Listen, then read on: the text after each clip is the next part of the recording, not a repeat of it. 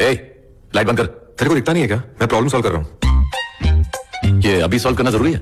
हाँ जरूरी है, तभी तो कर रहा हूँ ना। तुझे देख के लगता है तू टाइम पास कर रहा है, पढ़ाई नहीं। पर मेरा ऐसा नहीं है। मेरे गरीब पिताजी ने हल चलाकर एक एक पैसा जोड़कर बड़ी उम्मीदों के साथ मुझे यहाँ पढ़ने के लिए भेजा है। तो तू यहाँ गरीबी दूर करने आया? तो ये सॉल्व होने तक लाइट नहीं बंद होगी? हो भी सकती है, शायद नहीं भी हो सकती है।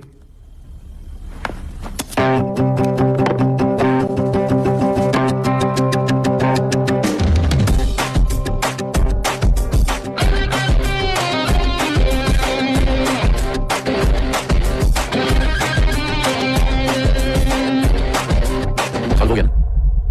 चल अब लाइट बंद कर। इस प्रॉब्लम का सॉल्यूशन तुम्हें क्लास में पता था? हाँ पता था। तो फिर क्लास में सबके सामने क्यों नहीं बताया? क्योंकि उस दिन ना मुझे लाइट से प्रॉब्लम नहीं थी, लाइट बंद करने है। अबे बह रहा है क्या?